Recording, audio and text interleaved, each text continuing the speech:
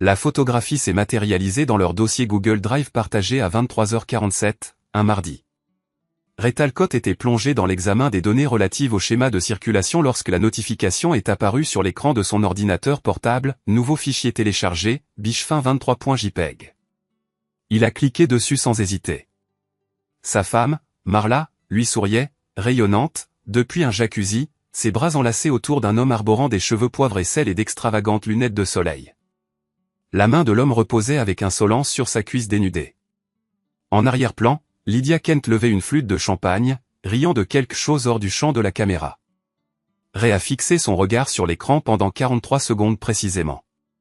Il était conscient de cette durée car le rapport de synchronisation des feux de circulation continuait de fonctionner en arrière-plan, décomptant méticuleusement en incréments numériques soignés, 43 secondes de son mariage se dissolvant en simples pixels. Par la suite, il a fermé l'ordinateur portable et s'est mis à préparer du café. Il avait des responsabilités à assumer.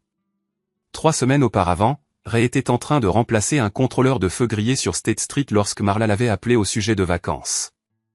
L'intersection vibrait autour de lui, les véhicules défilant à toute allure, les piétons scrutant leurs appareils cellulaires au passage clouté, le rythme familier du flux urbain qu'il orchestrait depuis 8 ans. Lydia a découvert ce complexe incroyable à Tulum, a crépité la voix de Marla dans son oreillette Bluetooth. Viré entre filles. J'ai déjà fait la réservation. Ray a ajusté son casque de chantier et a sorti une autre carte de circuit imprimée de sa boîte à outils. Quel est le coût? Ne t'en soucie pas. J'ai utilisé le compte d'épargne. Le compte d'épargne? Leur réserve d'urgence. Ray y contribuait religieusement depuis 3 ans, $25 à la fois, prélevés sur ses modestes revenus. Cependant, il est resté silencieux. Il n'a jamais exprimé d'objection lorsque Marla prenait de telles décisions. Quand pars-tu? Demain matin. Je sais que c'est soudain, mais Lydia insiste sur le fait que j'ai besoin de croquer la vie un peu. Arrête d'être si. Elle a marqué une pause, cherchant le mot juste, prévisible. Ray a connecté le nouveau contrôleur et a observé les feux parcourir leur séquence. Rouge, jaune, vert. Simple. Logique. Contrairement à sa femme. Amuse-toi bien, a-t-il dit. Ce soir-là, Marla a fait ses valises tandis que Ray occupait son bureau à domicile, mettant à jour les calendriers de maintenance des feux de circulation. Elle est apparue dans l'embrasure de la porte vers 22h, tenant une valise et vêtue d'une robe qu'il n'avait jamais vue auparavant. « Tu ne vas même pas me demander où je vais loger ?» Ray a levé les yeux de son ordinateur. Marla se tenait là, enveloppée de soie rouge qui dépassait son salaire hebdomadaire, ses cheveux bruns fraîchement méchés, un maquillage méticuleusement appliqué. Elle était stupéfiante. Elle avait toujours été belle. Parfois, il se demandait si cela constituait le problème de fond. « Tulum », a-t-il déclaré. « Tu m'as dit le nom du complexe, Ray. » Les maris normaux demandent des détails. Casa Paraiso, tout compris. 5 étoiles sur TripAdvisor. Il avait fait des recherches à ce sujet desquelles l'avait mentionné, reflétant l'approche méticuleuse et approfondie qu'il appliquait à tout. « Tu vas passer un merveilleux moment. » L'expression de Marla a subi une transformation, la déception illuminant brièvement ses traits. Parfois, je me demande si tu te soucies de mon départ. Ray a enregistré son document et a fermé l'ordinateur portable. Je m'en soucie. Mais alors qu'il prononçait ces mots, observant sa femme depuis 6 ans ajuster sa nouvelle robe dans le miroir du couloir, il a reconnu qu'il nourrissait des doutes quant à leur véracité. Le premier jour sans Marla a été tranquille. Ray s'est réveillé à 5h30 du matin, a préparé du café, a parcouru les rapports d'incidents de la circulation et s'est rendu à son lieu de travail. Il n'y a eu aucune plainte concernant le goût excessivement fade de sa bouillie d'avoine. Aucun soupir lorsqu'il a choisi les informations plutôt que la télévision matinale. Aucune remarque subtile concernant ses choix de chemise ou la manière dont il rangeait ses outils. Benji Harlan a téléphoné vers midi.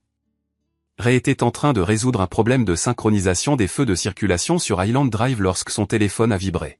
« Ta femme a folle Instagram », a déclaré Benji sans préambule. « Je pensais que tu devrais être au courant. » Ray et Benji avaient auparavant collaboré au service informatique de la ville avant le transfert de Ray au système de circulation.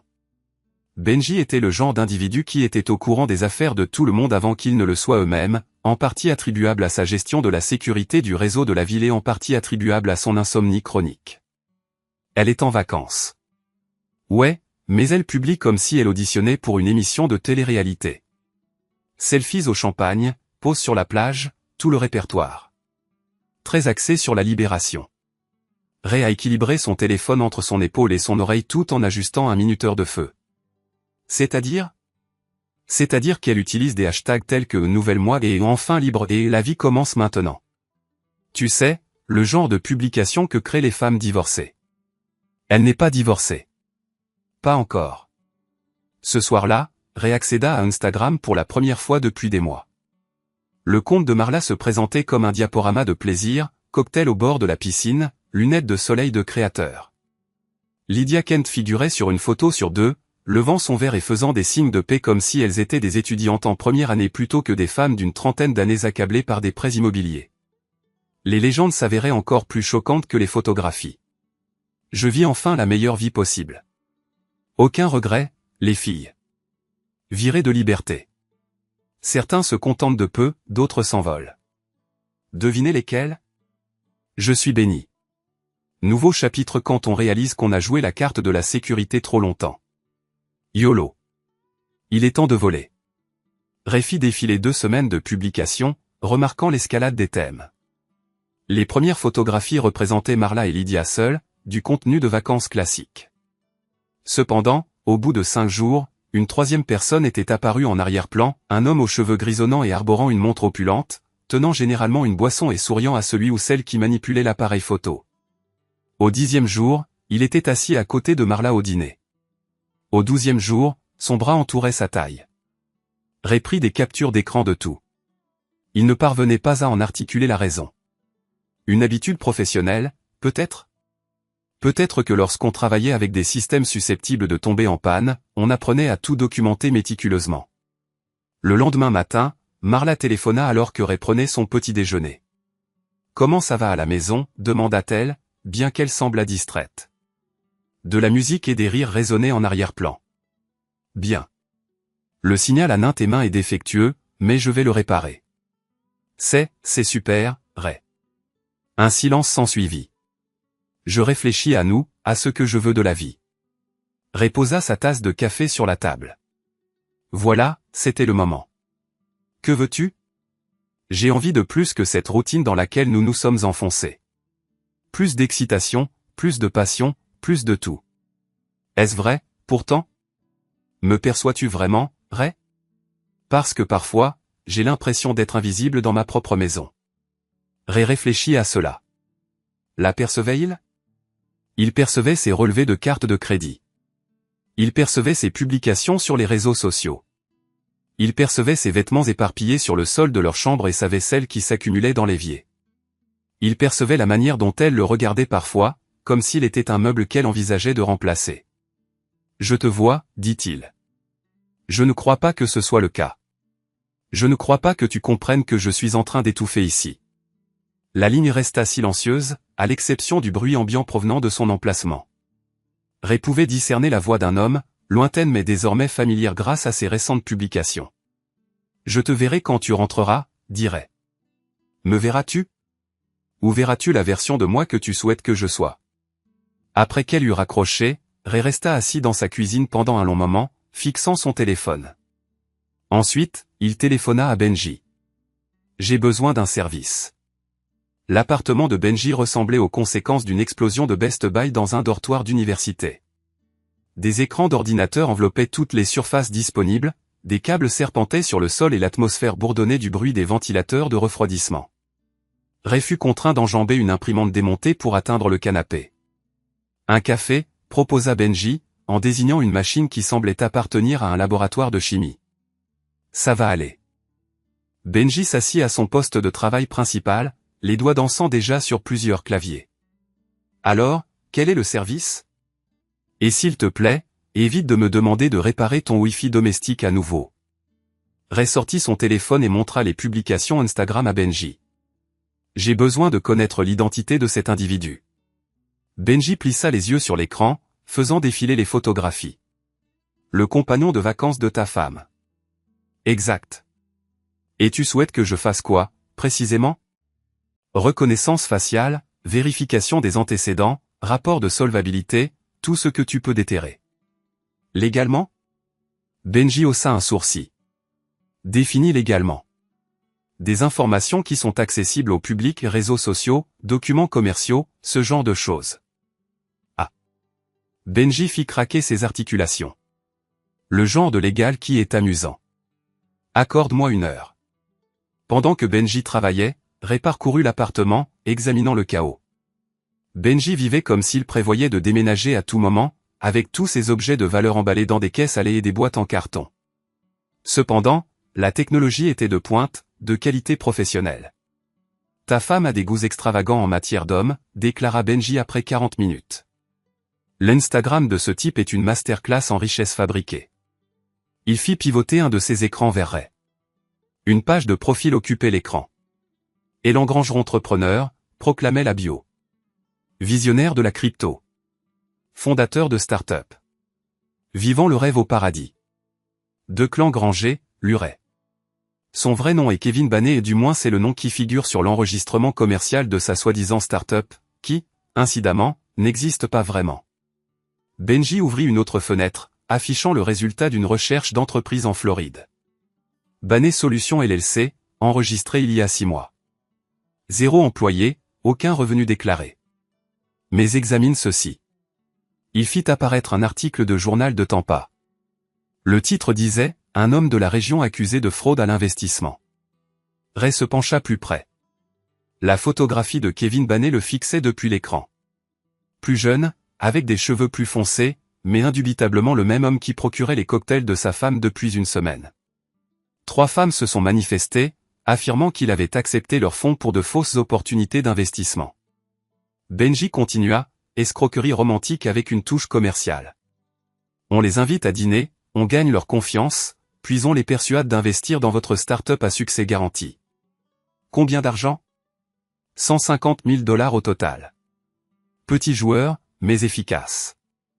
Des accusations ont été portées, mais il a disparu avant qu'il ne puisse l'appréhender. Cela s'est passé il y a 8 mois. Ray fixa son regard sur l'écran. Alors, il est au Mexique en train de perpétrer la même arnaque? Il semble que ce soit le cas. Et votre femme? Benji afficha les publications récentes de Marla. Elle publie des choses sur des opportunités d'investissement incroyables et des décisions qui changent la vie. Hier, elle a mis un hashtag concernant le fait de faire confiance à son cœur et à son portefeuille. L'estomac de Ray se noie. Leur compte d'épargne, l'argent que Marla avait soi-disant utilisé pour les vacances. Je dois vérifier quelque chose, dit-il, sortant son téléphone. L'application bancaire se chargea à une lenteur exaspérante, chaque seconde qui passait lui semblant une éternité.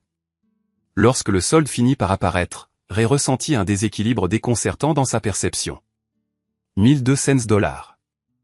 Il y a à peine 3 semaines, leur épargne avoisinait les 25 000 $. Ray? La voix de Benji semblait lointaine et éthérée. Ça va? Ray leva les yeux de son téléphone. Elle lui a donné notre argent. Tout. Absolument tout.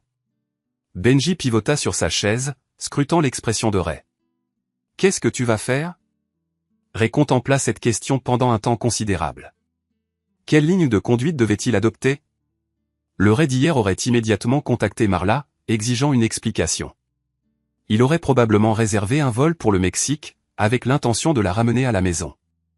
L'ancien Ray se serait accroché à la conviction que tout était un malentendu, que sa femme depuis 6 ans n'aurait jamais pu détourner leurs économies de toute une vie pour financer une liaison avec un escroc.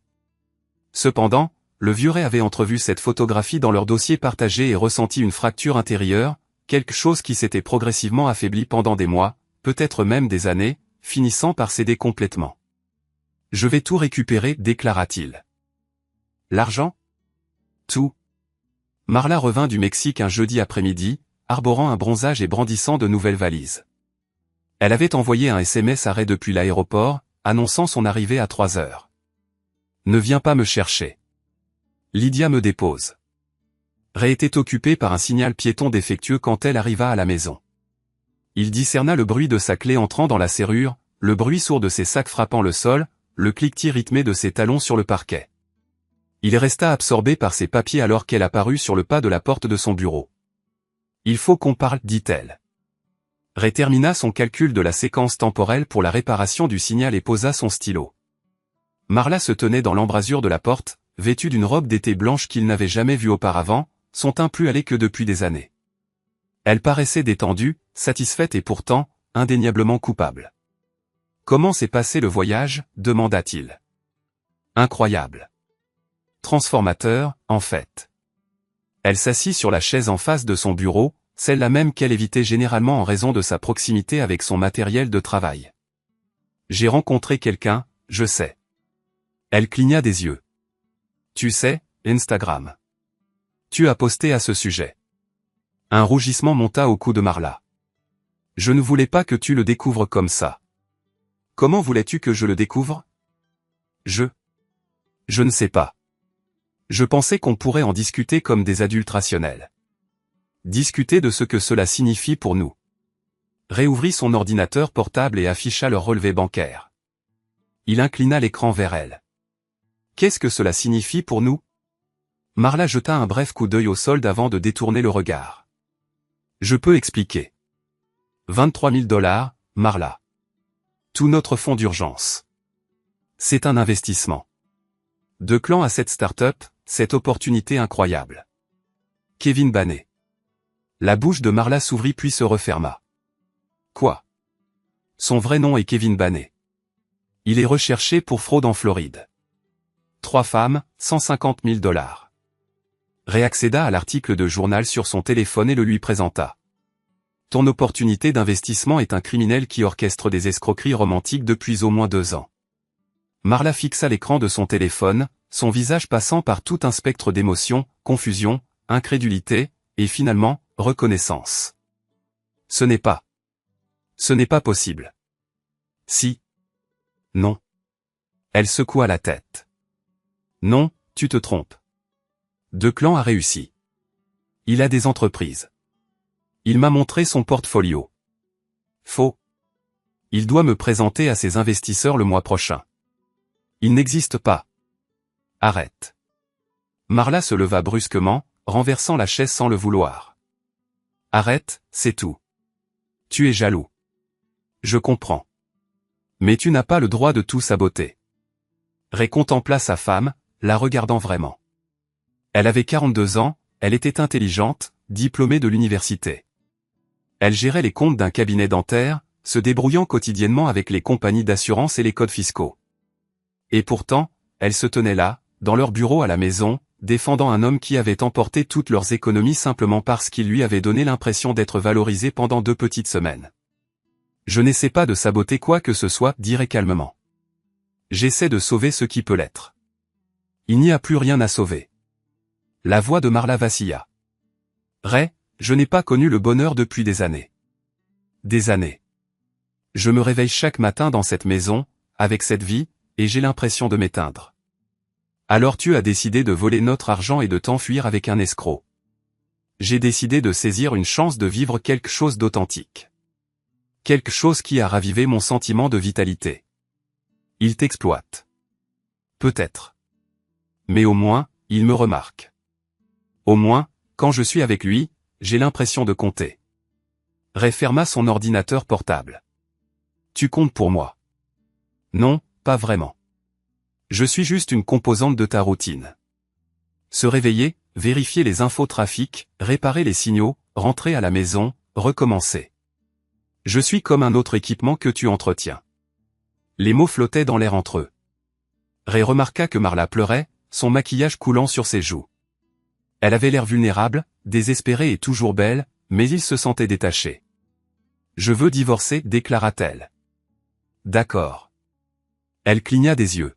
« D'accord. » C'est tout ? 6 ans de mariage et tu dis simplement d'accord ? Ray se leva et se dirigea lentement vers la fenêtre. Le feu de signalisation au coin de leur rue effectuait son cycle. Rouge, jaune, vert. Constant. Fiable. Prévisible. Qu'est-ce que tu attends que je dise, Marla ? Que je me battrai pour toi. Que je changerai chaque aspect de moi-même pour assurer ton bonheur. Que je ferai semblant d'ignorer que tu viens de voler notre avenir pour financer une liaison avec un criminel. Que je veux que tu t'en soucies. Ray se retourna. Je m'en soucie. C'est là tout le problème. Ce soir-là, après que Marla se soit retirée dans la chambre d'amis, Ray s'assit dans son bureau et dressa une liste. Pas une liste de tâches ou un programme d'entretien, mais quelque chose qu'il n'avait jamais entrepris auparavant. Un plan de représailles. Cela commença simplement. Tout documenter. Capturer chaque publication sur les réseaux sociaux, chaque message texte, chaque transaction bancaire. Imprimer les articles de presse concernant Kevin Banet.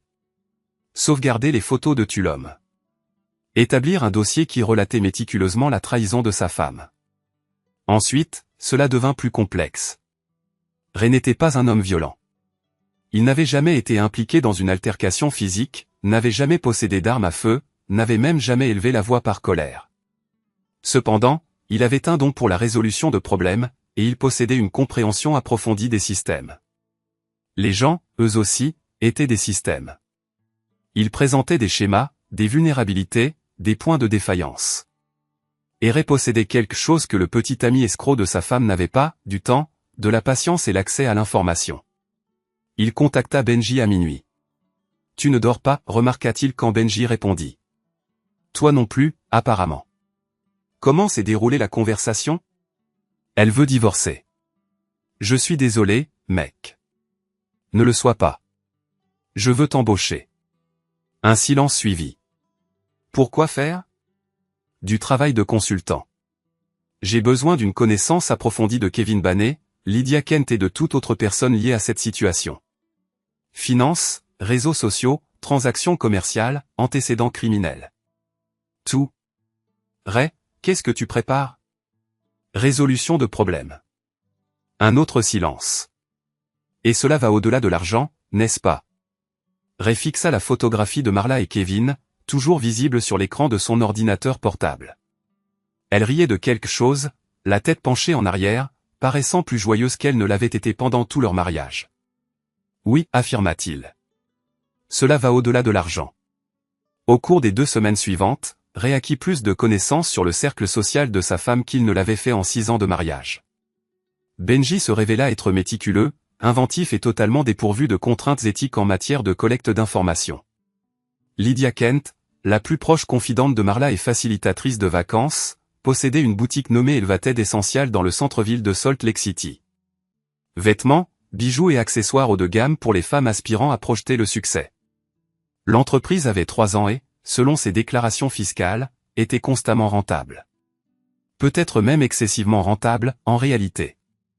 Benji avait découvert des incohérences entre les revenus déclarés de Lydia et son train de vie.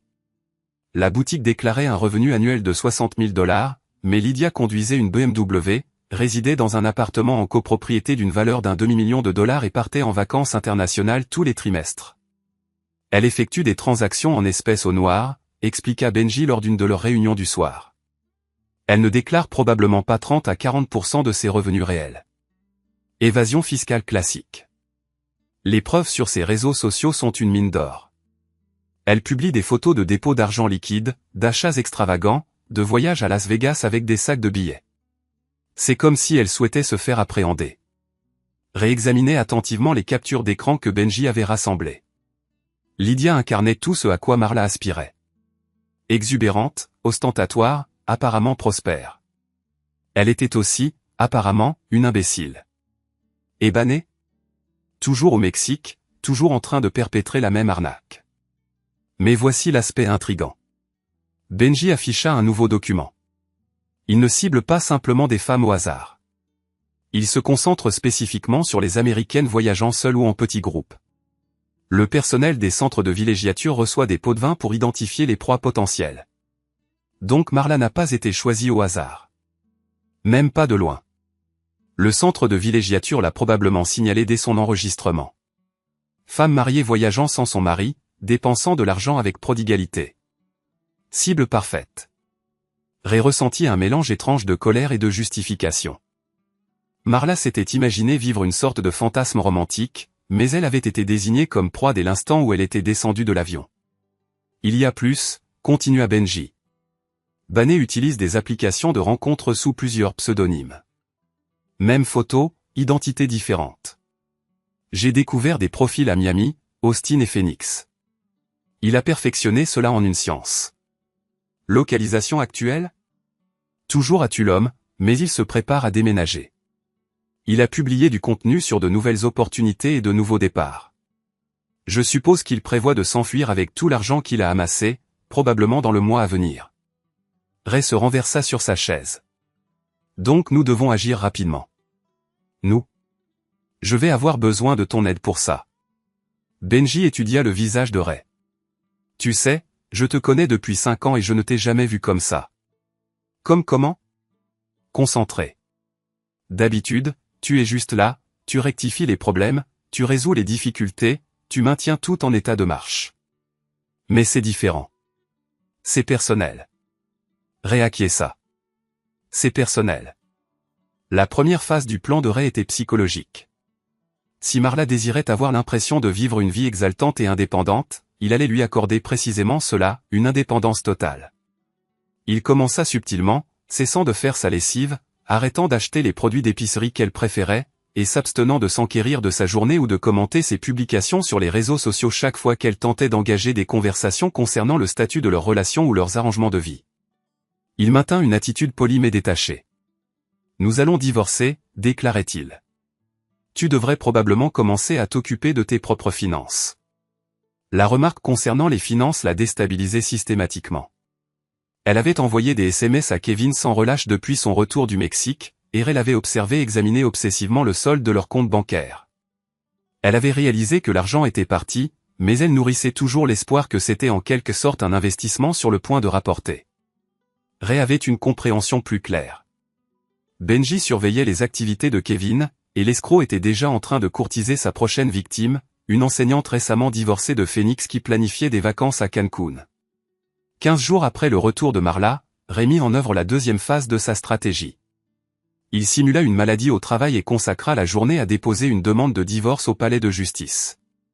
Pas n'importe quel divorce, mais un divorce comprenant une déclaration financière complète décrivant leurs actifs, leurs dettes et leurs transactions financières récentes, y compris les 23 000 $ que Marla avait transférés sur le compte commercial de Kevin Baney. Les documents furent signifiés. Pendant que Marla était au travail, Ray réparait un contrôleur de signal à l'autre bout de la ville lorsque son téléphone vibra avec un texto de sa part. Qu'est-ce que c'est que ce bordel? Il s'abstint de répondre immédiatement. Qu'elle s'inquiète. Qu'elle appelle Lydia et qu'elle panique. Qu'elle reconnaisse que son mari calme et prévisible venait d'exécuter une manœuvre hautement imprévisible ce soir-là. Marla attendait son arrivée quand il rentra à la maison. Elle était assise à leur table de cuisine, les papiers du divorce éparpillés devant elle, son visage rouge et boursouflé à force de pleurer. « Tu ne peux pas faire ça », affirma-t-elle. Ray posa sa boîte à outils et se versa un verre d'eau. « Je peux, en fait. Ça s'appelle un divorce sans faute. Très courant. La divulgation financière. Vous avez déclaré l'argent du Mexique comme un vol. Transfert non autorisé de biens matrimoniaux. C'est le terme juridique. Je suis votre femme. J'avais tout à fait le droit d'utiliser cet argent pour des vacances. Peut-être pas pour le donner à l'entreprise bidon de votre petite amie. » Marla frappa la table de sa main. « Comment savez-vous que c'est bidon? Avez-vous seulement parlé à deux clans? Avez-vous regardé son plan d'affaires? » Ray s'assit en face d'elle. Kevin Baney est recherché pour fraude dans 3 États. Son entreprise n'existe pas. Le portefeuille qu'il vous a montré est fabriqué de toutes pièces. Les investisseurs qu'il a promis de vous présenter n'existent pas. Vous n'arrêtez pas de l'affirmer, mais vous n'en savez rien. Ray sortit son téléphone et lui montra le profil de rencontre de Kevin à Phoenix. Même photo, nom différent. Michael Davison, entrepreneur et consultant en crypto. Cela vous dit quelque chose? Le visage de Marla pâlit. Elle s'empara du téléphone et fit défiler le profil. Même bio, même argumentaire d'investissement. Même photo de la vie de luxe au Mexique. Cela ne veut rien dire, dit-elle, mais sa voix tremblait. Il y a 6 autres profils. Différentes villes, différents noms. Même arnaque. Ray récupéra son téléphone et afficha les articles de presse que Benji avait dénichés. Pas seulement l'affaire de fraude en Floride, mais des histoires similaires du Texas et du Nevada. Kevin Baney, ou quel que soit son vrai nom, utilisait des variantes de cette arnaque depuis au moins 4 ans. Il m'aime, murmura Marla. Il aime votre argent. Non. Elle se leva brusquement. Vous avez tort. Vous ne le connaissez pas. Je sais qu'il a volé toutes nos économies. C'est un investissement. Ray regarda sa femme, la regarda vraiment. Elle était intelligente, compétente, expérimentée. Mais elle était aussi désespérément désireuse de croire que quelqu'un la trouvait suffisamment excitante pour construire une vie autour d'elle. Désespérée au point d'ignorer les signaux d'alarme évidents. Appelle-le, dit Ray. Quoi? Appelle Kevin tout de suite. Demande-lui quand tu vas voir un retour sur ton investissement. La main de Marla se dirigea vers son téléphone, puis s'arrêta. Je n'ai rien à vous prouver. Tu ne me prouves rien à moi. Tu le prouves à toi-même. Elle le fixa pendant un long moment, puis prit son téléphone. Ray la regarda faire défiler ses contacts, localiser le numéro de Kevin, hésiter. Le téléphone sonna 4 fois avant de basculer sur la messagerie vocale. La voix de Kevin était douce, assurée. Vous êtes bien chez Declan Granger. Je suis probablement en train de conclure un accord ou de vivre ma meilleure vie. Laissez un message et je vous recontacterai. Marla ne laissa pas de message. Elle raccrocha et rappela immédiatement. Même résultat. Il est probablement occupé, dit-elle. Essaie d'envoyer un SMS. Les doigts de Marla volèrent sur l'écran de son téléphone. Ray ne pouvait pas voir ce qu'elle écrivait, mais il pouvait voir son visage devenir de plus en plus désespéré à chaque message sans réponse. Après 15 minutes, elle jeta le téléphone sur la table. Cela ne prouve rien. Cela prouve qu'il ne répond pas à tes appels. Il est dans un fuseau horaire différent. Le Mexique est 2 heures derrière nous. Il est 8 heures là-bas. Marla ramassa les papiers du divorce et les agita vers lui. C'est une vengeance. Vous essayez de m'humilier. J'essaie de protéger ce qui reste de nos biens. Nos biens? Vous voulez dire vos biens. Vous ne m'avez jamais laissé prendre de vraies décisions concernant l'argent. Ray sentit quelque chose de froid s'installer dans son estomac. Je ne vous ai jamais laissé. Vous agissez comme si chaque achat que je faisais était une sorte de crise. Nouveaux vêtements, dîner au restaurant, vacances. Vous me faites culpabiliser de vouloir quoi que ce soit. Je vous fais culpabiliser de dépenser de l'argent que nous n'avons pas pour des choses dont nous n'avons pas besoin. Vous voyez? Juste là. Vous décidez de ce dont nous avons besoin. Ray se leva et se dirigea vers la fenêtre de la cuisine. Dehors, le feu de circulation suivait son cycle. Fiable, prévisible. Tout ce que Marla prétendait détester dans leur vie. Vous avez raison, dit-il finalement. Marla cligna des yeux. Quoi? Vous avez raison. Je contrôle l'argent. Je prends ses décisions. Il se retourna pour lui faire face. Parce que quand vous prenez des décisions financières, vous donnez 23 000 $ à des escrocs. Les mots la frappèrent comme un coup physique. Elle recula réellement, son visage se contractant. Je vous déteste, murmura-t-elle. Je sais. Je déteste cette maison, cette vie, cette version de moi-même que vous avez créée. Je sais. Je déteste que vous ayez probablement raison au sujet de Declan. Et je déteste que vous allez être suffisant à ce sujet. Ray regarda sa femme, vit la douleur, la frustration et le malheur désespéré dans ses yeux, et sentit le dernier morceau de son amour pour elle mourir tranquillement. Je ne vais pas être suffisant, dit-il. Je vais être minutieux. La phase 3 du plan de Ray exigeait patience et précision. Au cours du mois suivant, pendant que Marla essayait en vain de contacter Kevin et que Lydia s'indignait de l'injustice de la procédure de divorce, Ray documenta systématiquement tout. Relevé bancaire démontrant le transfert non autorisé, capture d'écran des multiples profils de rencontres de Kevin. Preuve de l'évasion fiscale de Lydia, photos et SMS du voyage au Mexique. Chronologie complète de la liaison et de la fraude. Mais cette documentation n'était qu'un fondement. Le véritable objectif de Ray était la destruction, et la destruction exigeait une stratégie. Il a commencé par Lydia. Benji surveillait ses comptes de réseaux sociaux, et le besoin d'attention de Lydia était sur le point de devenir un sérieux handicap. Elle publiait des photos de dépôts d'espèces, d'achats coûteux et de voyages d'affaires qui ne correspondaient pas à ses revenus déclarés. Plus significativement, elle avait publié des photos de documents fiscaux, croyant apparemment que cela la rendait prospère et professionnelle. Elle a littéralement photographié ses déclarations fiscales frauduleuses et les a mises sur Instagram, a dit Benji, en faisant défiler les publications de Lydia. Regarde celle-là. Vie de chef d'entreprise, Tout pour satisfaire le fisc, et elle tient un formulaire qui montre qu'elle a déclaré 30 000 $ de frais professionnels pour un voyage à Paris. Réétudiez la capture d'écran. Ce n'est pas légitime. Même pas proche. Elle a déduit la totalité du voyage comme frais professionnels. Mais ces publications montrent qu'elle était là avec son petit ami, faisant du shopping et visitant des musées. Zéro activité commerciale. Tu peux compiler tout ça dans un rapport? C'est déjà fait. Benji tendit à Ray un dossier épais. 2 années de publications sur les réseaux sociaux recoupées avec ses déclarations fiscales. Elle a fraudé le fisc sur au moins 100 000 $ de revenus non déclarés. Ray parcourut le rapport. C'était complet, professionnel et absolument accablant. C'est du bon travail. Merci. Qu'est-ce que tu vas en faire? Je vais le donner au fisc. Benji haussa un sourcil. Signalement anonyme. Signalement anonyme. Tu sais qu'il verse des récompenses pour les informations qui mènent à des poursuites fructueuses, n'est-ce pas? Dit à 30% des impôts recouvrés. Ray ne le savait pas, mais c'était une information utile.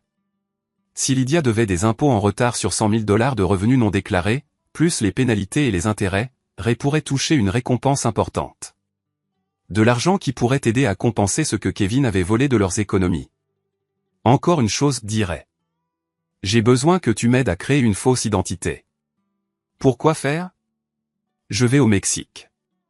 Créer une fausse identité convaincante s'est avéré plus facile que Ray ne l'avait prévu. Non pas parce que c'était légal ou simple, mais parce que Kevin Banné avait été si négligent avec son propre vol d'identité qu'il avait laissé un plan sur la façon de le faire. Benji n'a pas réellement aidé Ray à enfreindre des lois. Au lieu de cela, il a montré à Ray comment Kevin avait opéré. De fausses cartes de visite, de faux profils de réseaux sociaux, de fausses adresses électroniques. Tout cela était techniquement légal tant que vous ne les utilisiez pas pour commettre une fraude. Ray n'avait pas l'intention de commettre une fraude. Il avait l'intention de rendre la justice. La fausse identité était simple mais efficace. Thomas Blake, consultant financier indépendant, récemment divorcé. Prenant le temps de voyager et d'explorer les opportunités d'investissement. Benji a créé un site web d'aspect professionnel, un profil LinkedIn et des cartes de visite. Ils ont même mis en place un numéro de téléphone et une adresse électronique. Tu vas vraiment au Mexique? Demanda Benji alors qu'il finalisait les faux documents. Je vais au Mexique. Pour faire quoi, exactement? Affronter ce type? Le frapper? Récupérer ton argent. Ray considéra la question. Que allait-il faire au Mexique? Il n'était pas une personne violente. Il n'était pas un criminel. C'était un technicien de feu de signalisation originaire de Salt Lake City, un homme qui n'avait jamais connu d'altercation physique. Cependant, c'était aussi un homme qui avait dédié son existence d'adulte à réparer des objets cassés. Et son union conjugale n'était pas la seule entité ayant besoin d'être restaurée. J'ai l'intention de résoudre ce problème, déclara Ray. Ray s'est rendu à Cancun un mardi matin, vers la fin du mois d'octobre. Il avait informé son supérieur qu'il avait besoin d'un congé pour régler son divorce, ce qui était, en substance, la vérité. Il avait dit à Marla qu'il prévoyait de rendre visite à son frère à Phoenix, ce qui était, pour être précis, un mensonge. Elle semblait indifférente dans les deux cas. Le vol marquait la première aventure de Ray au-delà des frontières du pays. Il avait proposé à Marla de voyager à l'étranger à de nombreuses reprises au fil des ans, mais elle avait toujours maintenu qu'il n'en avait pas les moyens. Maintenant, il se retrouvait assis en classe économique, en route pour le Mexique pour affronter l'homme à qui elle avait confié leurs économies de vacances à la place. L'homme incarnait les attentes de Ray. Exquis, exorbitant et grouillant d'Américains s'efforçant d'échapper aux tribulations qui les affligeaient dans leur patrie. Le complexe où Marla avait séjourné ressemblait à un bastion d'opulence, caractérisé par des murs blancs immaculés, des piscines à débordement et des membres du personnel qui articulaient l'anglais avec des sourires de service à la clientèle impeccable. Ray ne résidait pas dans ce complexe. Il avait réservé une chambre dans un hôtel modeste de la ville, suffisamment proche pour faciliter l'observation, mais assez éloigné pour ne pas attirer l'attention. Thomas Blake était censé être un homme aux ressources financières limitées. Après tout, localiser Kevin s'était avéré étonnamment facile. L'homme n'avait aucune notion de sécurité opérationnelle, ses publications Instagram étaient géolocalisées, son emploi du temps était prévisible et son établissement de prédilection était un piège à touristes baptisé « Paradis retrouvé », qui servait des cocktails hors de prix à des Américains aspirant à vivre une sorte d'existence périlleuse. Ray consacra 3 jours à observer Kevin au travail. L'homme était compétent dans son domaine, Ray devait l'admettre. Il était captivant, sûr de lui et parfaitement convaincant.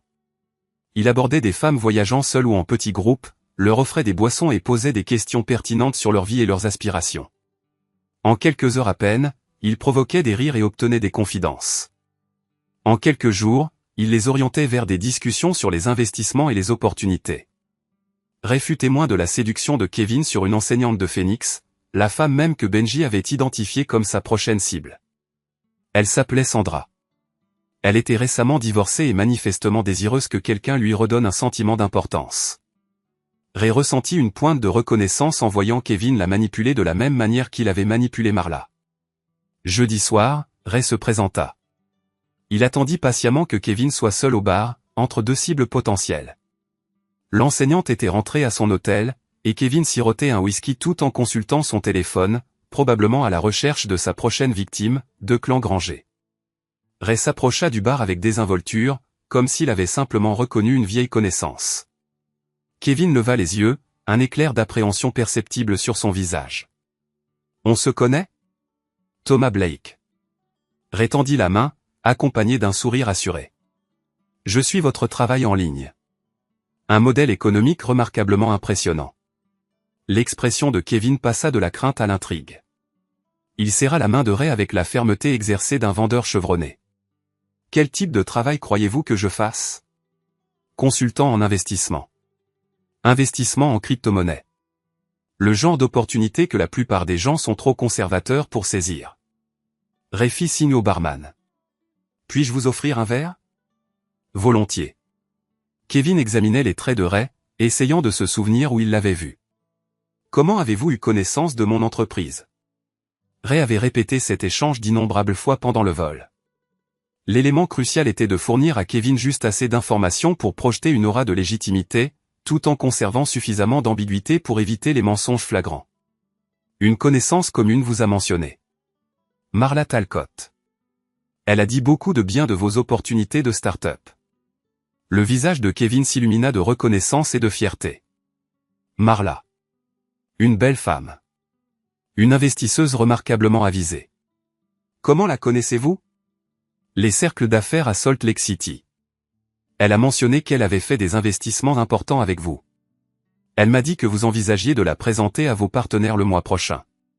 C'est exact. Kevin se pencha en avant, se rapprochant de son sujet préféré.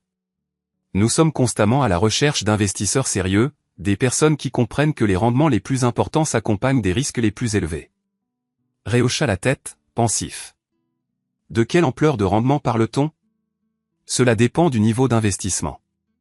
Pour quelqu'un comme Marla, qui a investi 25 000 $, nous prévoyons des rendements de 3 à 4 cents% au cours de la première année. 25 000 ? Kevin croyait manifestement avoir extorqué une somme plus importante que ce n'était le cas. Ray enregistra cette information et garda une expression neutre. C'est effectivement impressionnant. Quel est l'investissement minimum pour l'investisseur idéal ? Quelqu'un qui a la vision de Marla. Nous pourrions commencer à partir de 50 000. Ray s'étouffa presque avec sa boisson. Kevin essayait de lui vendre le double de ce qu'il avait illicitement obtenu du compte d'épargne de Ray. L'avarice de l'homme était stupéfiante. J'aurais, bien sûr, besoin d'avoir accès à certains documents. Plan d'affaires, projections financières, ce genre de choses. Bien sûr. Kevin sortit son téléphone. Pourquoi ne vous donnerais-je pas ma carte, et nous pourrions prévoir une vraie réunion. Vous logez dans les environs ? Un hôtel en ville. J'aime me faire discret quand j'évalue des opportunités. Kevin tendit une carte de visite à Ray. Declan Granger, PDG, Paradis Venture. La carte présentait une esthétique soignée et professionnelle. Entièrement contrefaite, naturellement. Je dois vous demander, remarqua Ray avec désinvolture, comment vous et Marla vous êtes-vous rencontrés ? Conférence d'affaires. En réalité, nous nous sommes rencontrés ici. Elle était en vacances avec un compagnon, aspirant à échapper à sa routine, à expérimenter quelque chose de nouveau. Parfois, les opportunités d'affaires les plus lucratives découlent de relations personnelles. Elle a mentionné qu'elle était mariée. Le sourire de Kevin s'est légèrement éteint. En effet. Malheureusement, son mari semble être un vrai tyran. Un maniaque du contrôle. Dépourvu de vision, dépourvu d'ambition. Le genre d'homme qui confine sa femme à une existence misérable. Ray hocha la tête avec sympathie. De telles situations peuvent s'avérer complexes. Pas vraiment. Quand une personne est prête à changer sa vie, les complexités se résolvent d'elles-mêmes. Ray termina son verre et se leva. Bon, je dois vous permettre de reprendre votre soirée. Je vous contacterai au sujet de l'opportunité d'investissement. Je l'attends avec impatience. Kevin lui serra de nouveau la main. Thomas, n'est-ce pas? Thomas Blake. C'est exact. En quittant le bar, Ray éprouva une étrange sensation de satisfaction. Kevin Baney incarnait tout ce que Ray avait anticipé, arrogant, avide et absolument convaincu de sa propre perspicacité. Il était aussi sur le point de découvrir que certaines situations ne pouvaient pas être résolues par le charme et de fausses cartes de visite. Le lendemain matin, Ray entama la deuxième phase de son entreprise mexicaine. Il avait consacré des mois à acquérir une connaissance approfondie de Kevin Baney, et il avait déterré quelque chose d'intéressant.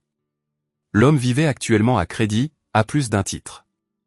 Le visa de touriste de Kevin avait expiré. Il résidait au Mexique depuis plus de 6 mois, dépassant de loin la durée légale pour les Américains sans papier en règle. Il était également recherché par les forces de l'ordre en Floride, et un mandat d'arrêt était en vigueur pour son arrestation. Ray passa 2 appels téléphoniques depuis sa chambre d'hôtel. Le premier était destiné au bureau local de l'immigration, signalant un touriste américain qui dépassait la durée de son visa et menait des opérations commerciales illicites depuis une station balnéaire. Le second fut passé à la ligne téléphonique internationale du FBI, divulguant l'emplacement d'un fugitif recherché pour fraude financière. Ensuite, il prit son petit déjeuner et attendit les événements. Kevin fut appréhendé au Paradise Found ce soir-là. Ray observa depuis le trottoir d'en face les agents d'immigration mexicains et la police locale encercler le bar. Kevin tenta de s'enfuir, se frayant littéralement un chemin à travers la foule de touristes et parcourant près d'un pâté de maison avant que 2 agents ne le maîtrisent au milieu de la rue. Ray n'éprouva aucune satisfaction en voyant Kevin être escorté menotté. Aucune sensation de triomphe ou de justice, simplement la tranquille satisfaction de voir un système fonctionner comme il était censé fonctionner. Il rentra à Salt Lake City le lendemain matin. Marla l'attendait à son retour de l'aéroport. Elle était assise dans le salon, serrant son téléphone contre elle, le visage cendré et strié de larmes. Declan a été arrêté, dit-elle sans lever les yeux. Ray posa sa valise sur le sol. Je suis désolé d'apprendre ça. Non, vous ne l'êtes pas. Elle fixa alors son regard sur lui, les yeux rougis et remplis d'animosité. Vous n'êtes pas désolé du tout. Vous avez raison. Je ne le suis pas. Avez-vous été impliqué d'une manière ou d'une autre dans cette affaire? Ray envisagea de mentir. Ce serait assez facile. Kevin était un fugitif résidant illégalement au Mexique. Son arrestation était inévitable. Cependant, Ray en avait assez de dissimuler, assez de faire semblant d'être quelqu'un qu'il n'était pas. Oui. Le visage de Marla se décomposa. Comment avez-vous pu faire une chose pareille? Comment avez-vous pu anéantir la vie de quelqu'un de cette manière? Il a anéanti sa propre vie quand il a décidé de voler de l'argent à des gens qui lui faisaient confiance. Il ne m'a rien volé. Je lui ai volontairement donné cet argent. Vous lui avez donné de l'argent pour une fausse affaire. C'est de la fraude. C'est l'infraction pour laquelle il a été arrêté. Marla se leva et commença à faire les 100 pas dans la pièce. Vous ne comprenez pas. Vous n'avez jamais compris. Declan me donnait un sentiment de vitalité.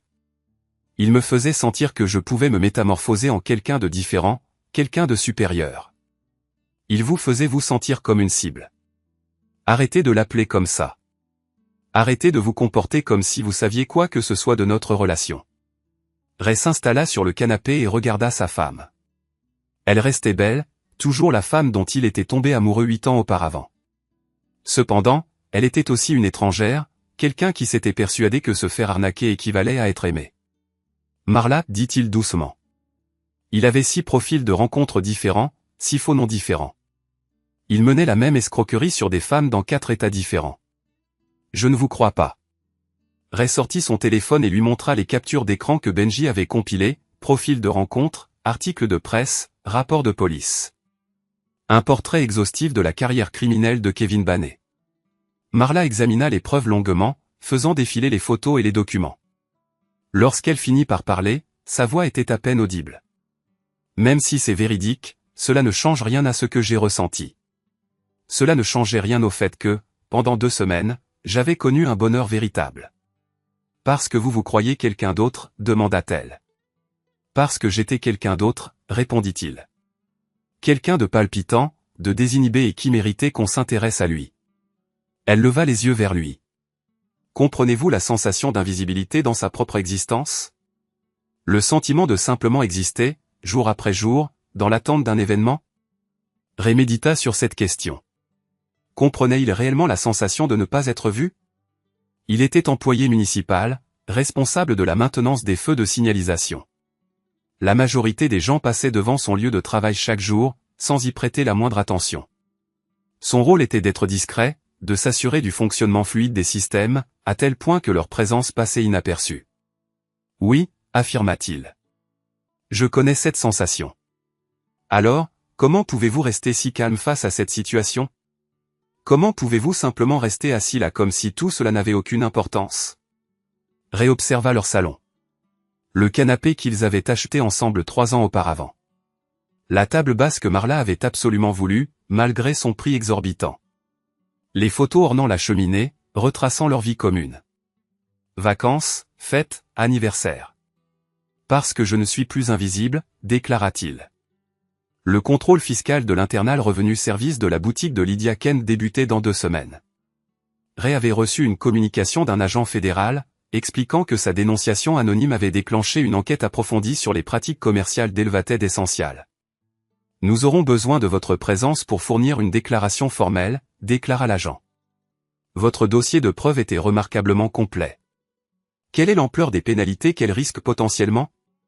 Si nous parvenons à démontrer une évasion fiscale délibérée de l'ampleur que vous avez documentée, elle pourrait faire face à des inculpations criminelles, en plus des impôts rétroactifs, des pénalités et des intérêts courus. Nous parlons d'une charge financière considérable.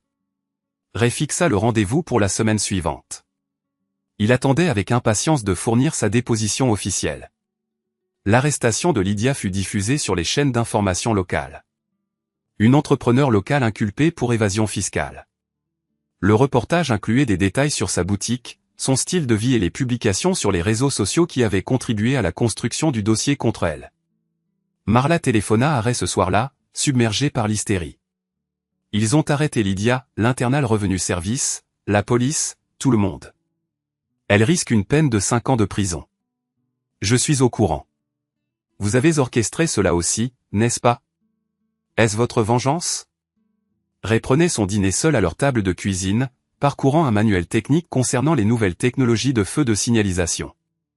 Le manuel s'avérait plus captivant que l'échange actuel. Lydia a provoqué cela elle-même lorsqu'elle a décidé de frauder le fisc. Elle était ma plus proche confidente. Elle était la personne qui vous a encouragé à voler nos fonds et à commettre un adultère dans notre mariage.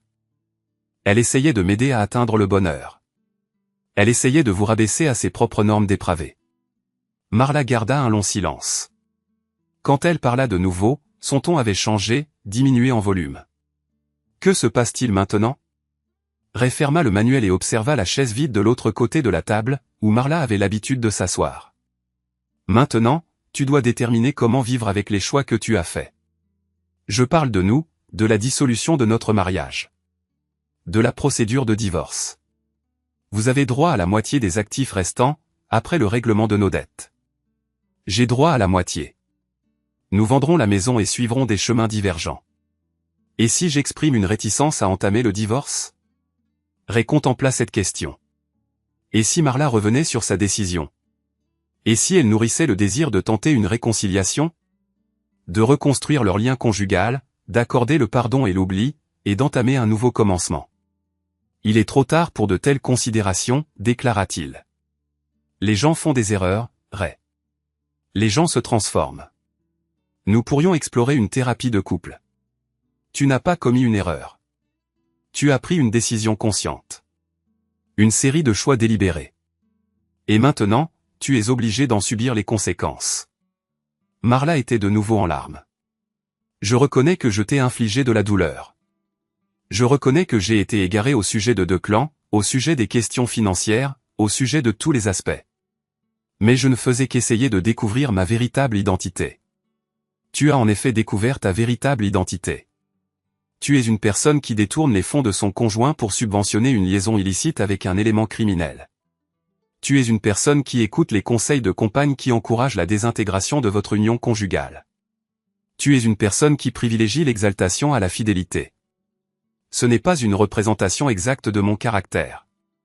C'est précisément qui tu es. C'est le personnage que tu as choisi d'incarner. Ray reprit son manuel et recommença à lire. Après un bref instant, il détecta que Marla mettait fin à la communication téléphonique. L'ultime confrontation se produisit 3 mois plus tard dans le bureau de l'avocat de divorce de Ray. Marla se présenta aux côtés de son propre conseiller juridique, une femme spécialisée dans la représentation des épouses cherchant des règlements favorables auprès de maris dominateurs. L'avocate avait manifestement anticipé la rencontre d'un type d'individu différent, quelqu'un susceptible d'intimidation ou de manipulation pour assumer la culpabilité de la dissolution du mariage. Au lieu de cela, elle rencontra Ray, calme, préparé et armé de documents qui rendaient la cause de Marla indéfendable.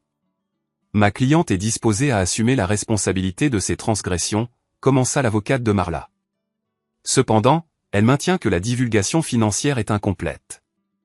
Il existe des questions concernant des actifs cachés, des sources de revenus non divulguées. L'avocat de Ray fit glisser un dossier sur la table. La divulgation financière de M. Talcott est à la fois exhaustive et précise. Comme le prouvent les relevés bancaires. Madame Talcott a retiré 23 000 $ de leur compte d'épargne commun et les a remis à Kevin Baney, qui a depuis été reconnu coupable de fraude devant un tribunal fédéral. L'avocate de Marla ouvrit le dossier et commença à lire. Son visage prit progressivement un aspect de plus en plus sombre alors qu'elle examinait méticuleusement les documents. Il y a aussi la question de la récompense du service des impôts internes, poursuivit l'avocat de Ray. Monsieur Talcott a été indemnisé pour avoir fourni des informations qui ont abouti à la condamnation de Lydia Kent pour fraude fiscale. Une telle rémunération est considérée comme un bien propre, acquis après la date de séparation. De quel montant, demanda Marla, parlant pour la première fois depuis leur arrivée. 12 000 $, articula Ray. 10% des recettes fiscales recouvrées. Le teint de Marla pâlit. Tu as été payé pour anéantir l'existence de mon ami. J'ai été payé pour fournir des preuves d'une conduite criminelle. C'est absurde, intervint l'avocate de Marla. Ma cliente a droit à la moitié de tous les biens matrimoniaux. Votre cliente a droit à la moitié des actifs résiduels, après le règlement des dettes qu'elle a engendrées, rétorqua l'avocat de Ray. Ce qui, selon nos calculs, s'élève à environ 14 000 $. L'arithmétique était impitoyable, mais précise. Leur résidence possédait une certaine valeur nette, leur compte de retraite conservait des soldes modestes et le salaire de Ray fournissait un revenu de base. Cependant, le détournement de leurs économies par Marla, associé aux honoraires d'avocats et aux dépenses de règlement des dettes, avait anéanti la majeure partie de leur richesse commune. 14 000 $. Marla examina les documents de règlement. C'est tout ce qu'il y a, vos actions ont des conséquences, Madame Talcott, affirma l'avocat de Ray. Tant financière qu'autre. Marla croisa le regard de Ray de l'autre côté de la table. Tu as prémédité ça. Chaque aspect de ça. Tu souhaitais que je perde tout. Ray soutint son regard. Je souhaitais que tu affrontes les conséquences de tes choix. Mes choix? Qu'en est-il de tes choix? Qu'en est-il de la façon dont tu m'as traité pendant 6 ans? Qu'en est-il de ton refus persistant de participer à des activités nouvelles, exaltantes ou spontanées? Qu'en est-il de ça? Est-ce que ça n'a aucune importance? Est-ce que mon mécontentement n'a aucun poids? Ray réfléchit à cette question. Le mécontentement de Marla avait-il une signification? Avait-il été un mari déficient? Son approche paisible et inébranlable de l'existence l'avait-elle en quelque sorte poussé à détourner leurs fonds et à s'enfuir avec un escroc? Ton mécontentement avait effectivement une signification, finit-il par articuler. Mais il ne te donnait pas le droit d'anéantir notre union conjugale et de voler notre avenir commun. Je n'ai rien détourné. Tu as retiré 23 000 $ de notre compte commun sans ma connaissance ni mon consentement et tu les as donnés à un criminel.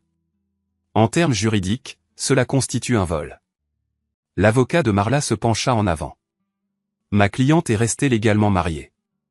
Elle avait parfaitement le droit d'accéder aux fonds matrimoniaux communs pour des dépenses légitimes du mariage, rétorqua l'avocat de Ray. Pas pour financer une liaison extra-conjugale. La salle retomba dans le silence. Marla était de nouveau en larmes, bien que silencieuse cette fois. Son avocat examinait attentivement les documents de règlement, calculant probablement l'ampleur du gain financier qu'elle tirerait de ce fiasco. « J'ai besoin d'une consultation privée avec ma cliente », déclara l'avocat de Marla.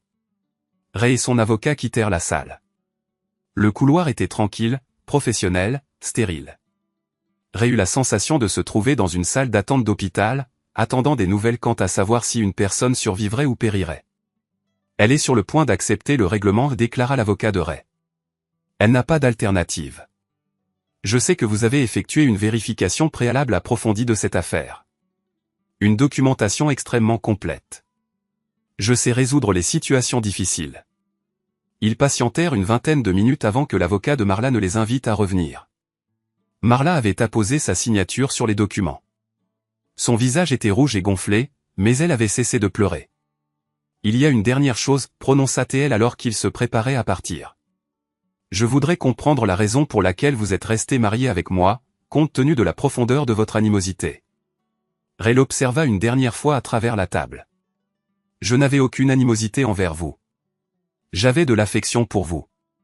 Mais j'ignorais votre véritable nature jusqu'à ce que vous me la révéliez. Et quelle est mon essence, Ray, selon vous? Ray réfléchit à la question. Quelle était l'essence de Marla Talcott? Elle était intelligente, mais susceptible d'être trompée. Belle, mais vaniteuse. Compétente, mais irresponsable. C'était une personne qui aspirait à être exceptionnelle, mais qui n'était pas disposée à fournir les efforts nécessaires pour atteindre un statut exceptionnel. Vous êtes une personne qui possédait tous les éléments nécessaires, mais qui convoitait plus qu'elle ne le méritait, dit-il. Et maintenant, vous avez exactement ce que vous avez gagné. Ray déménagea de leur résidence la semaine suivante. Il avait trouvé un appartement modeste près du centre-ville de Salt Lake City, idéalement situé à proximité de son lieu de travail et éloigné de l'existence suburbaine qu'il avait partagée avec Marla. L'appartement était austère, fonctionnel, efficace. Chaque élément avait une utilité. Rien n'était décoratif. Il en était satisfait. Benji l'aida à transporter le reste de ses affaires. Un samedi après-midi, ils chargèrent les outils de Ray, ses manuels techniques et son matériel informatique dans le pick-up de Benji. Tout ce qui avait défini la vie de Ray au cours des 8 années précédentes était contenu dans 6 cartons et une boîte à outils. Tu pourrais te trouver un logement plus spacieux, fit remarquer Benji alors qu'il transportait le dernier carton dans le nouvel appartement de Ray. La récompense de l'internal revenu service, ajoutée à ta part du produit de la vente de la maison. Tu as des options. Ray inspecta l'appartement. Une chambre, une salle de bain, une cuisine équipée d'appareils électroménagers de base, un espace de vie suffisamment grand pour accueillir un canapé et un bureau. C'était en fait parfait. J'aime bien ici, murmura-t-il. C'est un peu déprimant, mec. Profondément. Un appart de célibataire à la croisée d'un programme de protection des témoins. Ray ouvrit un des cartons et commença à ranger ses manuels techniques sur une étagère. C'est honnête. Qu'est-ce que ça veut dire, demanda Benji. C'est exactement ce que c'est, répondit Ray. Pas de faux semblants, pas de tentative pour être quelque chose que ce n'est pas. Benji s'installa sur le nouveau canapé de Ray et ouvrit une bière. Tu sais, j'ai réfléchi à toute cette situation. Ce que tu as fait à ta femme, à son ami, à l'escroc. C'était assez impitoyable, poursuivit Benji. C'était la justice, rétorqua Ray. Vraiment, questionna Benji. Où était ce de la vengeance? Ray considéra la question. Quelle était la différence entre la justice et la vengeance? La justice était systématique, impartiale, axée sur les conséquences plutôt que sur la punition. La vengeance, en revanche, était personnelle, émotionnelle, axée sur l'infliction de la douleur plutôt que sur la résolution des problèmes. Les deux, finit-il par articuler. Et tu es à l'aise avec ça, demanda Benji. Ray termina de ranger ses manuels et passa au carton suivant. Son matériel informatique, ses câbles et ses outils techniques. Tout ce dont il avait besoin pour faire son travail. Résoudre les problèmes, assurer le bon fonctionnement des systèmes. Je suis à l'aise avec la résolution de problèmes, déclara-t-il. Benji termina sa bière et se leva. Bon, tu as certainement résolu celui-là. Ton ex-femme est ruinée, son ami est en prison, et son petit ami est en cours d'extradition vers la Floride. Problème résolu, affirma Ray. Oui. Quelle est la prochaine étape? Ray brancha son ordinateur et l'alluma. L'écran affichait son bureau. Net, organisé, fonctionnel. Aucune photo de famille, aucun document personnel. Juste les outils dont il avait besoin pour son travail. Retour au boulot, annonça-t-il. 6 mois plus tard, Ray reçut un SMS d'un numéro inconnu. Je sais ce que tu as fait. Ray était en train d'installer un nouveau contrôleur de feu de circulation sur Main Street lorsque le message arriva. Il le lut 2 fois, puis le supprima et retourna à son travail. Le jour suivant, un autre message arriva. Kevin m'a tout raconté avant son extradition. Ray ne répondit pas. La personne qui envoyait les messages finirait par passer à la vitesse supérieure ou abandonner. Si elle passait à la vitesse supérieure, il s'occuperait du problème. Si elle abandonnait, le problème se résoudrait de lui-même. Le 3e jour, la personne s'identifia. Ici Sandra Mitchell. Il faut qu'on parle. Sandra Mitchell, l'institutrice de Phoenix. La prochaine victime de Kevin avant que Ray ne le fasse appréhender. Ray se souvenait d'avoir vu Kevin la séduire à Paradise Found, utilisant les mêmes techniques que celles qu'il avait utilisées sur Marla. Ray répondit par SMS. Que voulez-vous? Vous remercier. Ray fixa son téléphone pendant un long moment. Ce n'était pas ce à quoi il s'attendait. Me remercier de quoi? Répondit-il par SMS. De m'avoir sauvé de la plus grosse erreur de ma vie. Kevin allait prendre tout ce que j'avais. Mes économies, ma maison, ma retraite. Tout. Ray fut surpris d'apprendre que Kevin avait avoué ses autres crimes pendant sa détention. Apparemment, le fait d'être confronté à une extradition vers la Floride l'avait motivé à avouer ses diverses escroqueries, espérant probablement une sorte de négociation de peine. Comment avez-vous eu mon numéro? Demanda Ray par SMS. Kevin avait les coordonnées de Thomas Blake. J'ai fait des recherches, j'ai compris qui vous étiez vraiment. Je suis institutrice. Je suis doué pour les recherches.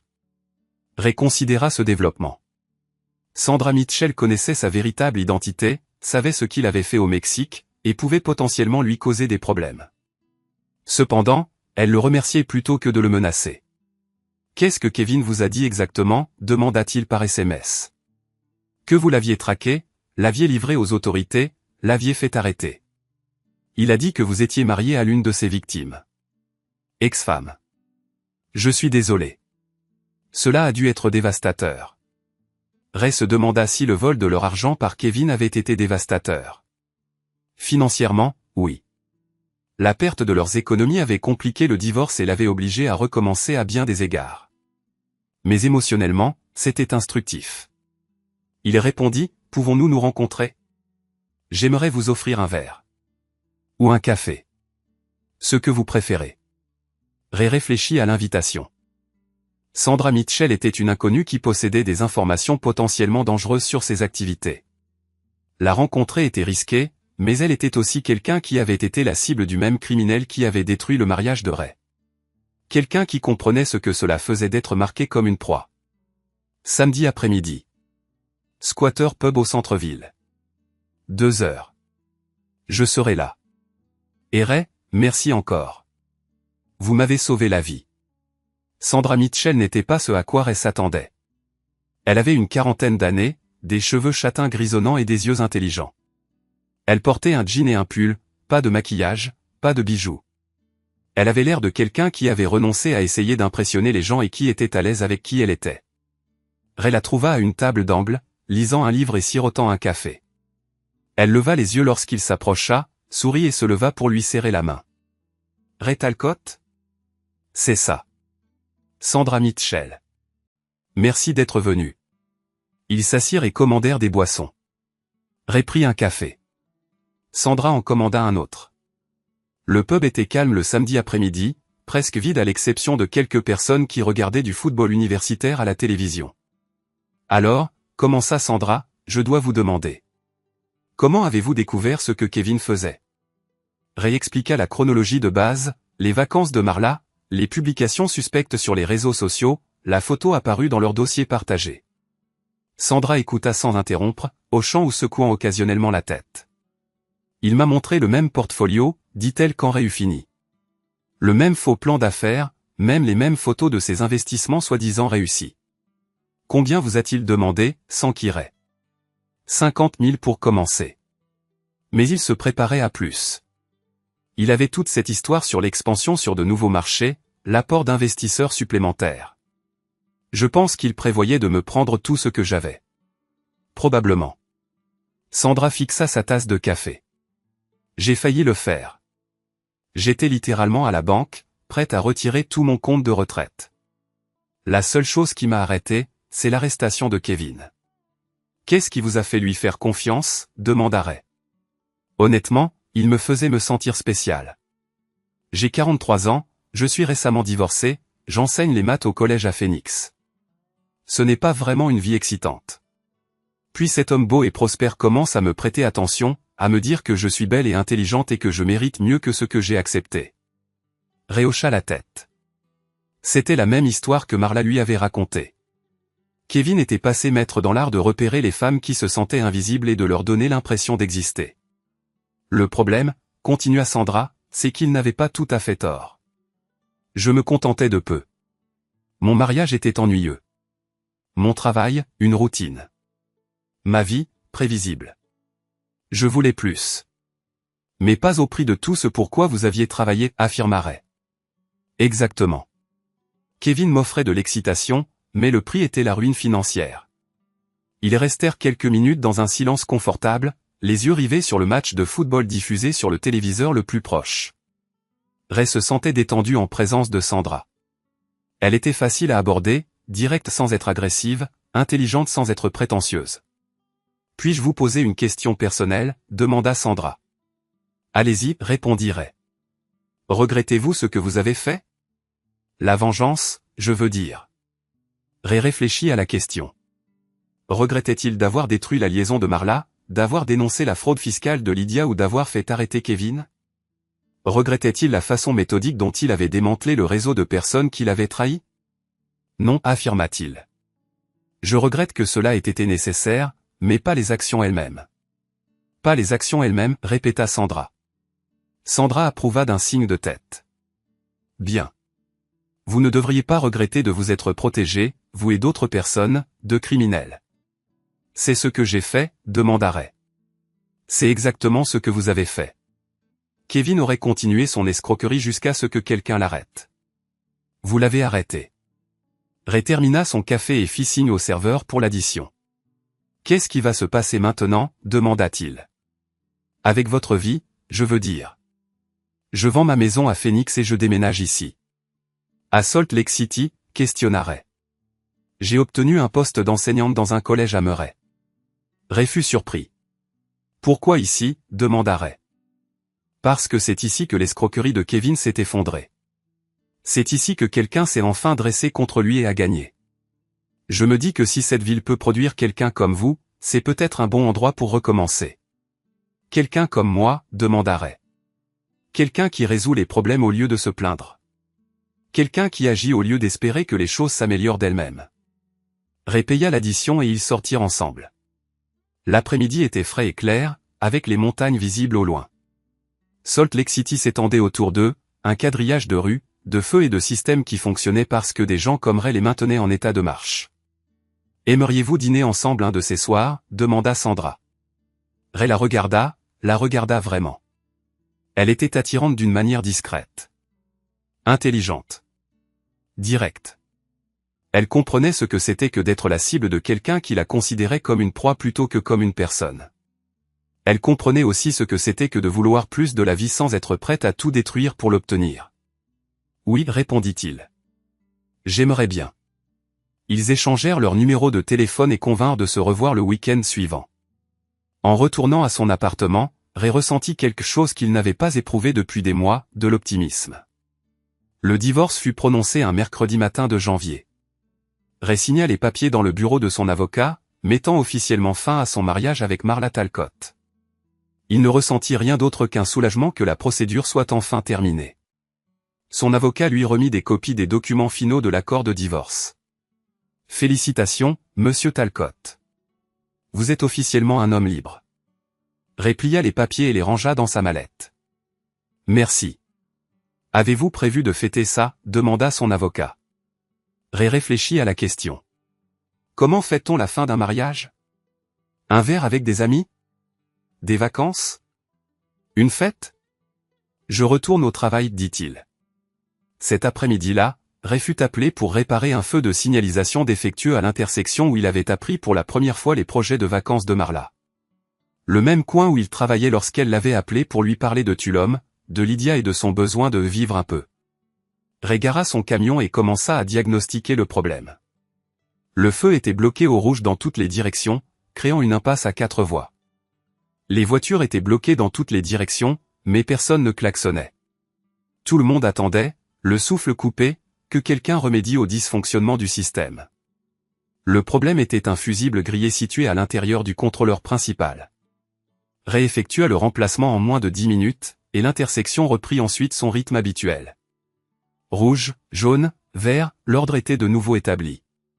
Alors que Ray rangeait son équipement, son téléphone portable vibra, signalant un SMS de Sandra. « Comment s'est passée l'audience ?» demandait-il. « C'est fini » répondit Ray. « Félicitations » vint la réponse. « Toujours d'accord pour dîner demain ?» demanda Sandra. « Oui » affirma Ray. « J'ai hâte d'y être. » Ray remit alors son téléphone dans sa poche et remonta dans son camion. Le lendemain, il anticipait un dîner avec Sandra Mitchell, une femme qui possédait une compréhension profonde à la fois des périls associés à une confiance mal placée et de la valeur incommensurable d'avoir un individu qui résout les situations problématiques au lieu de les instiguer. Cependant, le présent exigeait son attention. Des feux nécessitaient une maintenance, des systèmes devaient être réparés, et l'ordre devait être rétabli dans un monde oscillant perpétuellement au bord du gouffre. Ray se dirigea vers sa prochaine tâche, un feu piéton qui avait été signalé comme hors service. En arrivant à l'intersection, la source du problème devint immédiatement évidente. L'indicateur de traversée piétonne était éteint, laissant des individus bloqués de part et d'autre de l'artère. Un problème simple, exigeant une résolution simple. Ray descendit de son camion, ouvrit sa boîte à outils et commença son travail. Betalt for. Jeg tror Kasper måske har betalt. Jeg ved det faktisk ikke. Ikke ting. Heller være bedøvende, ja. Skal jeg tage en villager også, eller hvad? Har du flere lecturns, så kan jeg bare gå i gang. Det er min økse. Nej. Hey Cyber. Jeg synes Freja er ude med riven i dag. Kan man blive fyret, hvis ikke man har været ansat? Jeg kan godt selv lige op og låne noget jern, for jeg har ikke nogen økse. Jeg har ikke noget. Wow. Og hvis jeg låner, så mener han stjæler mange ben. Jeg tager kun 3. Kan du tage 3 til mig også? Nej, men jeg tager de 3 eller 2 sticks også, lige hvad.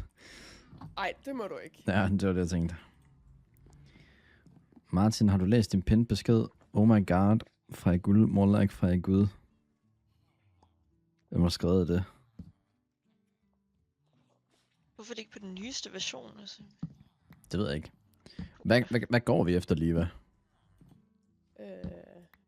Jeg går bare efter noget brugbart, helst Silk Touch. Okay, Silk Touch kunne jeg også godt bruge nemlig.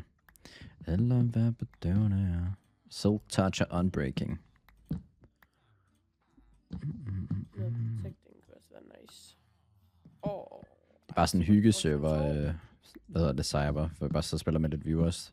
Det er fordi, jeg har jo lige gennemført det der 1 HP challenge, og nu tænker jeg, nu vil jeg gerne prøve 100% Minecraft, sådan achievement-mæssigt. Mending havde vi jo. Samlede min op. Sorry. Og så tænker jeg, i stedet for at bare sidde og gøre det single player, lavede jeg bare sådan en sindssyg hygge ind her.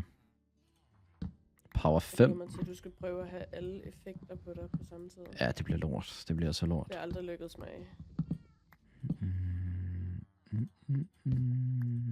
Molde, Ja. er du med? Ja. Lyder du sådan der? Fordi jeg ved ikke, hvad fuck jeg laver. Altså, det er første gang, jeg spiller det her spil. Altså, jeg står og Bare vi skulle bo graver. sammen måske? Jamen, jeg bor allerede sammen med Trollsy. Ja, det gør du ikke. Men du må godt komme ind og bo sammen med os, hvis du gerne vil. Super. Super. Så skal jeg bare lige rette vores skilt. Fuck en nu, så hvad mener Det er du? det vigtigste. Hvorfor kan man ikke hakke træer? Hvad sker der? Det er spawn protection, du skal bare lidt længere væk. Spiller, hvis du finder vores hus, så må du gerne flytte den sammen med os. Slip nu af. Hvis jeg kan finde Jeg det, kan godt lide koordinater, hvis du kan vide, Det- hvem må så bruge kan dem. jeg gå. Det er relativt tæt på Martin. Ja, minus 200, 900. Det der alle er lige nu. Jo, Hey, jo. Trulsi Yo. is back! Jeg hørte, du er i gang med at rekruttere til vores hus. Ja, det er rigtigt. Det er rigtigt. Nice. Jeg må altså lige sige så længe det smitter, så er det til... I må lige sige til, hvis der er okay. nogen, der er for høje eller for lave gutter, sådan i forhold til Yes. lyden. Har vi snart Ja. gennemført? Er du logget ind igen? Nej, Nej, jeg er i gang med at launch der. Jeg har fundet en seng til os. Nice. jeg har fået en fundet en seng seng, du har taget min. Jeg troede, jeg skulle ind og være køling, og så ikke engang seng endnu. Har selv været Henrik Reef vores hus igen? Nej, ikke endnu. Men der var en creeper, der var tæt på det. Natcha siger jo, det er også Sepp, der har taget alle mine diamanter. Har du fået noget flint and steel? Nej, det har jeg desværre ikke. Jeg græder. Du glæder dig til at se det. Altså, dine villagers, de er godt nok... Og kæft, de er ringe. Yep. Ham den første, han var meget god. Mo-stemme League, Gunnar nu. Hvad de jeg hører. Du skulle da været på stream mange gange, har du ikke det? På gang eller sådan noget. Martin er en kæl, hvad mener du? What the fuck, jeg havde muted dig, Martin. What? Hvorfor har du det? Og det ved jeg sgu ikke, hvorfor jeg har muted dig på Discord ligefrem. Altså, der er unbreaking her lige, hvad, men det er 39 emeralds. Ej, Det er lidt dyrt. Er det, du laver? Hvad laver du, KS? Har I lavet en enchantment farm, eller hvad? Ja. Men jeg kan jo ikke finde rundt. Eller Der er ikke så Liva meget har. koordinater. Og Ja, så du skal falder bare det syd. ned igen. Er du ved spawnen, eller hvad? Ja. Altså, du skal bare helt syd. Direkte. Ja, men hvis hun ikke ved, hvad koordinater er, ved hun så, hvor side er, tror du? Ja, det står oppe i toppen, jo. Kom an på, hvad Ikke Jeg tror, client ikke, det er. jeg- Ikke hvis hun ikke har den der Luna Clan. Nå nej, har du Luna? Har du Luna client? Oh, Bare følg solen, du kan regne det ud Der via står jo solen. også syd inde på F3. ja, der står Jamen, det er det, hun bananer. ikke skal finde ud af at bruge. Nej, nej. Det er jo det samme som at bruge Der står koordinater. facing.